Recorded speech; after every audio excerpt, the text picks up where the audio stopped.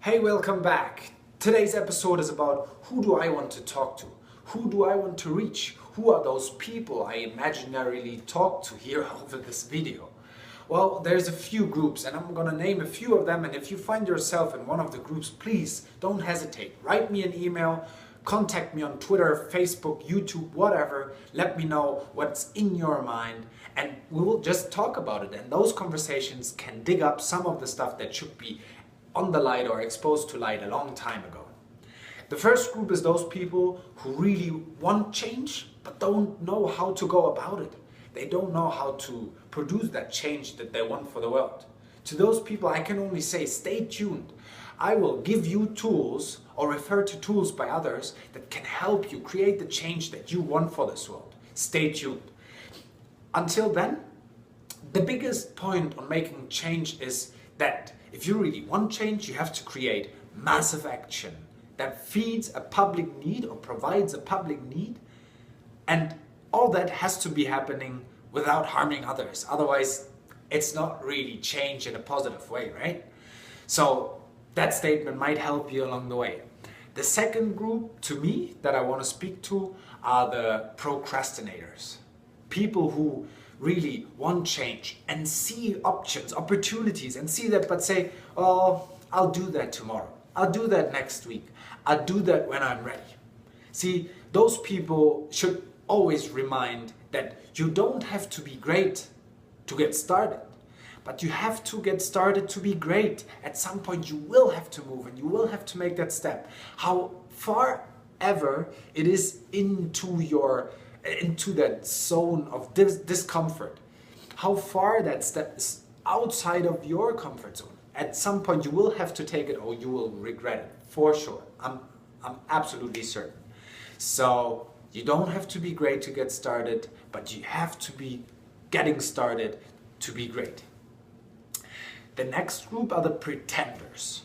Those people who sit in their living room complaining all day about politics, about money, about the weather. They complain about everything, but once you ask them, hey, you want to do something about it? They say, well, it's not that bad. It's all good. I'm actually, quite okay. But then 2 minutes later, you hear them complaining again. You pretend and you have a mask on your face and you know that you're not living to your potential. So those kind of people I want to speak to too. If you know somebody like that, please let me know. The next group that I want to talk to is the group that somehow think that they're cursed or unfortunate for some reason. This group thinks that the whole world is playing against them and that they cannot really do something about it, so they don't even try because they know somebody's gonna put sand in their gearbox anyway. To this group I can only say, there is no such thing. There is no such thing. Everything in the universe is in balance if you think of it that way, and therefore there's as much negative as positive. And you're not wrong. There is a lot of negative stuff, but there's also a lot of positive. And sometimes it's hard to see that positive stuff, and therefore I'm here. I can help you point at positive parts in life, point at the good things, although all the negative stuff is happening. So stay tuned and we'll cover that too. The next group is that one group that has fears regarding to failure. Fear regarding, oh, what if I give up? What if I cannot make it? All those fears natural. The good thing about fear is only in your head. I can explain that now, but I really don't want to take the time in this video to explain how it all works and how it all comes along. So fear is in our head. Danger is very, very real, but fear is only in our head. Therefore, we can create it and we can get rid of it at the same time.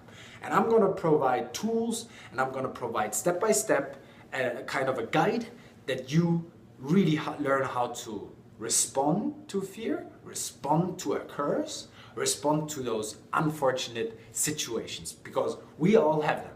As Jim Rohn used to say, it's not the wind that blows, because the wind blows on us all. It's how you set your sail that determines the process you make in your life. The next group that I want to talk to is the group that thinks there is more to life. This group, I love this group because you're already on the right way. There is more to life. There is more. There's always more. Now, I'm not necessarily talking about possession or money-wise. Of course, there's also more there always too, but that can really, really soon turn into a disease called more. But I'm talking about the positive more, the positive growing part of things, ideas, wisdom. You can never have enough wisdom, and wisdom never dies out. The time you share an idea, it's not you lose it and another person gains it. No, you make it stronger within you, and the other person just gets a new idea.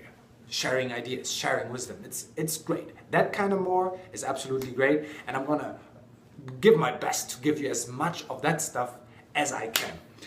The next group is the group that needs more time to explore themselves. I'm totally on your side. Everybody should take the time. At some point in our lives, everybody will take the time to find out, who am I? What am I doing? What am I, saying? Who do I want to be? And to this group, I can only say you're on the right path. Take some time, read some books, learn different philosophies, but be a student, not a follower. If somebody tells you something, think about it, and then make that way that you think come from within you, not just because he said, walk that way.